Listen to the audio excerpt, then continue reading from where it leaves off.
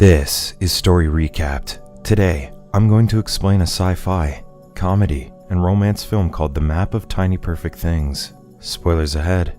Watch out and take care. Mark wakes up just as his mother leaves for work. During breakfast, he greets his dad and sister, Emma. Mark echoes everything that they say, casually acts at the perfect time with what happens in the kitchen, and even helps his father with a crossword puzzle. Afterward, he rides around the neighborhood, knowing exactly when things will happen. He stops someone from texting while driving and tells a stranger that his missing keys are in his bag. He then hitches a ride on the back of a pickup truck and helps a young woman with directions without asking her before chilling at the library. After a couple of construction workers leave for lunch, Mark takes their bulldozer for a ride and announces that he won the lottery at a diner. By the afternoon, he chills by the community pool, then spots Phoebe, the girl he helped with directions earlier. Mark saves her from falling into the pool, and the two bond. Later, he walks Phoebe home, but she refuses when he invites her to hang out later in the evening. Mark then visits his friend Henry, who's playing a video game. After Henry's character dies and respawns, Mark wonders what life would be like if they get to respawn and repeat life. Mark fantasizes about using the time loop ability for good, but Henry only thinks of using it to get girls. Mark insists that getting girls is not as easy, thinking of the many ways that he failed in getting Phoebe's attention. Henry agrees that infinite possibilities come with infinite ways to fail, and in that case, he'd be stuck in the loop forever. Mark, however, questions if he'd want to get out of the loop since he'd be the center of the universe. Henry argues that it would get boring and repetitive. Mark waits for midnight that evening, and the time loops back to the same day. He spends the morning the same as yesterday, but also practices playing the tuba and drawing before heading to the community pool to try his luck with Phoebe again. However, when he's about to save Phoebe, another girl catches the beach ball that's supposed to hit her instead. When Mark visits Henry, he recounts about the blonde girl, confused about who she is and where she came from. The girl dropped a flyer for a missing dog when she left the community pool. However, when Mark called the number, the man on the other end only had an 8-year-old daughter instead. Mark attempted to find her several times, but to no avail. One day, Mark spots someone leaving a $100 tip at a diner. Curious, he follows the person, believing that it's the blonde girl. He finally catches the blonde girl, Margaret, while she's leaving the diner and confirms that she's also stuck in the time loop. Mark is relieved to learn that someone else was also experiencing the time loop. He asks what she's been doing during the time loop, and she admits that she's been trying to teach herself how to drive. Mark claims that he's trying to save the world in any way, and Margaret advises that he shouldn't set his goals too high. Margaret tries to leave, but Mark gets her attention by showing her how a dog accidentally steals another man's phone. He shows her other humorous coincidences, which amuses her. However, Margaret's phone rings, and she announces that she has to leave. Mark asks for her number, saying that they should keep in touch, since they're the only ones aware of the anomaly. Over the next few loops, Mark finds more things to look forward to. He continuously changes his hairstyle and sends Margaret the pictures, but she doesn't respond. Finally, Mark asks her to meet up. The next day, Mark and Margaret swap stories about their personal life and experiences with the time loop. He asks what's the craziest thing that she's done during the time loops, and in response, Margaret shows him how she drives. During the drive, Margaret shares that she wants to be an aerospace engineer at NASA. Margaret then plays the CD in the car, then comments how awful her friend's taste in music is, revealing that she stole the car. Margaret then parks the car near the woods and takes Mark to the lake. There, they watch a bird swoop down and catch a fish. Margaret recounts that she saw it at first while looking for the missing dog, though she admits that it's pointless to search for the dog again. Her phone then rings, so Margaret takes Mark home.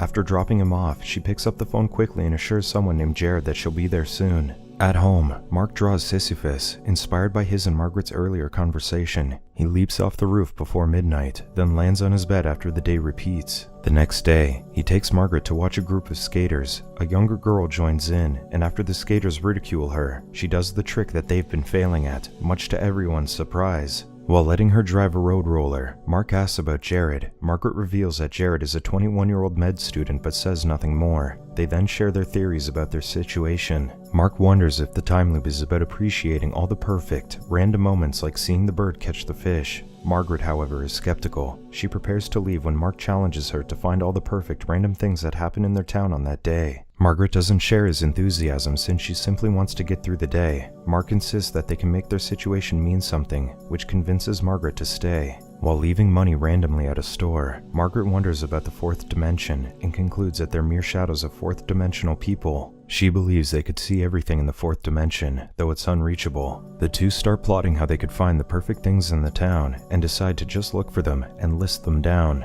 Over the next few loops, Mark and Margaret go around town and find small moments, such as traffic getting stopped by a turtle crossing the road, an elderly couple playing chess, and a pair of wings from a van positioning itself perfectly behind a man. Margaret also finds a 3-leaf clover and a construction worker playing the piano beautifully. One day, Margaret corners Mark into studying algebra, insisting that she can't hang out with someone who doesn't understand logarithmic functions. After studying, they watch a perfect cloud formation. Margaret ignores her ringing phone for a while and admits that she sometimes wishes the time loop never ends. Margaret then leaves, but Mark insists that she can skip meeting Jared for just one day. Margaret, however, doesn't listen and leaves. At home, Mark's dad joins him in the living room to talk about his future. Mark jokes that he wants to be a priest or join the Space Force. Mark shows his dad a dragon tattoo on his stomach just before time repeats. The next day, Mark searches for Jared on the internet. Later, he shares his feelings for Margaret with Henry, but adds that he's disappointed that she always leaves him after 6 p.m. Henry advises Mark to take her somewhere to convince her that they genuinely have a connection.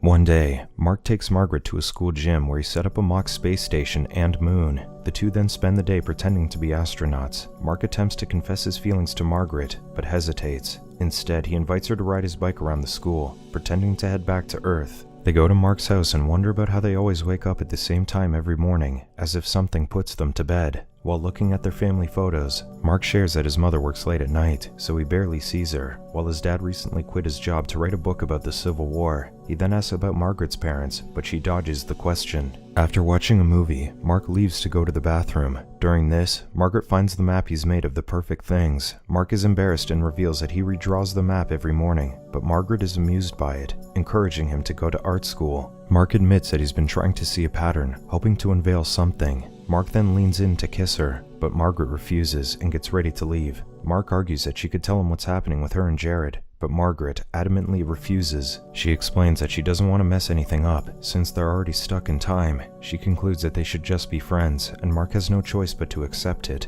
Heartbroken, Mark waits for midnight at the rooftop. He immediately wakes up the next day, and for the first time, he asks his dad about his mother. His dad simply answers that she's fine. Mark then opens up about Margaret to Henry, who's confused about his friend's situation. Frustrated, Mark rants how he hoped, after repeating every day, he'd finally get it right. The next day, Mark tries to avoid his dad at home, but fails. His father corners him about the future again, but Mark argues that he has no future, since he's stuck in time. He then shoots back at his father for denying his dreams about art school, while he was able to quit his job to write a book. After Mark begs her to stop playing the violin, Emma asks him about his talk with their father, and he admits that he yelled at him for quitting his job. However, Emma reveals that their father was fired because the company didn't need him anymore. Their father didn't want to admit it because he's ashamed, while their mother is angry about it but can't express herself since it wasn't his fault. Their father isn't against Mark going to art school, but they just can't afford it. Before leaving, Mark asks about the soccer game, and Emma shares that her team lost.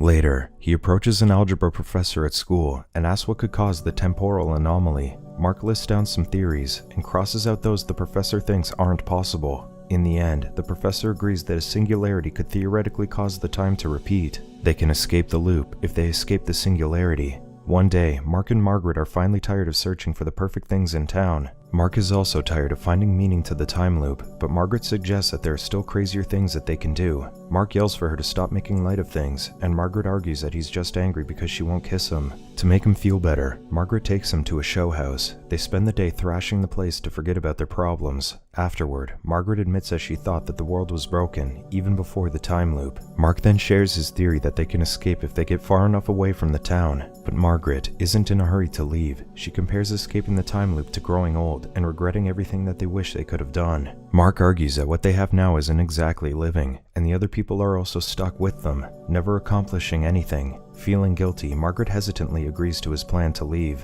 The next day, the two head to an airport and board a plane to Tokyo. Mark figures that since they're crossing the international date line, they'll finally reach tomorrow. He's hopeful that it'll be like saving the world if they succeed. He puts on an eye mask to relax, but when he removes it, Margaret has left the plane, and he's too late to chase after her. Mark spends time alone in the plane, drawing the small, perfect moments he and Margaret witnessed. Among his drawings is Margaret in a spacesuit. Finally, the plane reaches the international date line, and when it does, Mark wakes up in his bedroom again. He joins his family for breakfast, but is surprised that Emma didn't insult him like she always does. Mark then asks his dad about the book that he's writing, and his father enthusiastically talks about the Civil War. Later, Mark finally joins his dad as they watch Emma's soccer game. This time, Emma's team wins. Later, Mark casually slips the winning lottery ticket to a woman in the diner and uses the bulldozer to rescue a cat. He joins the elderly couple playing chess and applauds the construction worker for playing the piano. Mark also does well in school and practices music with Emma in the afternoon. Afterward, he joins the skaters but fails in his landing and breaks his wrist.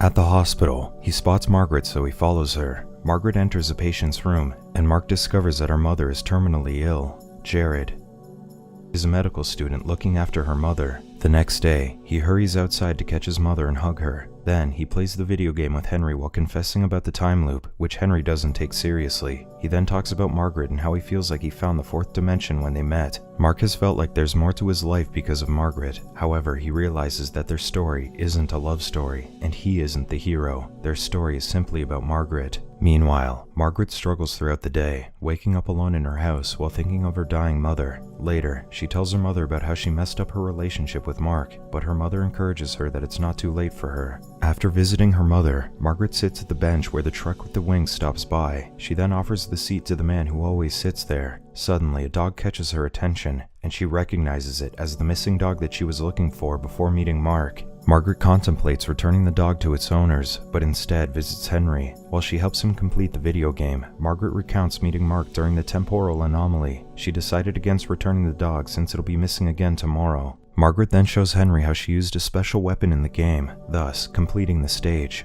Margaret suddenly talks about how death, both in life and in a game, is terrible, but not facing losing someone would just end up in losing oneself. Henry then proceeds with the game and unlocks a map, giving Margaret an epiphany. She hurries out, leaving the dog to Henry. She then recreates the list of perfect things and drives around town, witnessing them all as they happen. However, Margaret feels like something is missing. She recreates the map and the moments into a three-dimensional model with strings, then sees its shadow create a four-dimensional cube on her wall with one part missing. Upon calculating the time and area, she deduces that something will happen at 7 p.m. at the community pool. The next day, Margaret visits her mother early in the morning. She cries, believing that if she finds the last perfect moment, the time loop will end and she will lose her mother. Her mother encourages her to embrace life as it is. They will always lose time, but they gain more to experience new moments. She insists that in the end, everything will be worth it. Near 7 p.m., Margaret finds Mark at the community pool. She joins him and explains that he was right all along. The perfect moment created a pattern, but there was a missing moment, and that's the key to ending the loop. Mark then admits that he saw her in the hospital and assures her that he won't take her away from her mother.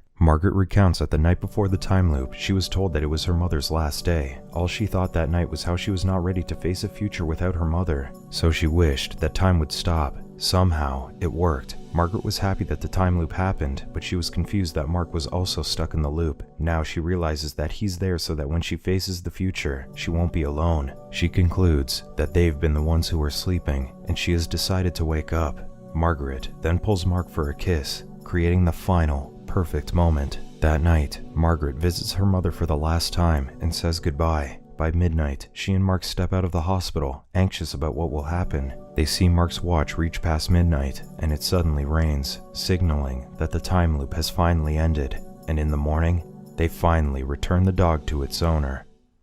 Subscribe to watch more videos like this. Turn on notifications. And leave a like, it really helps the channel out. Thank you for watching.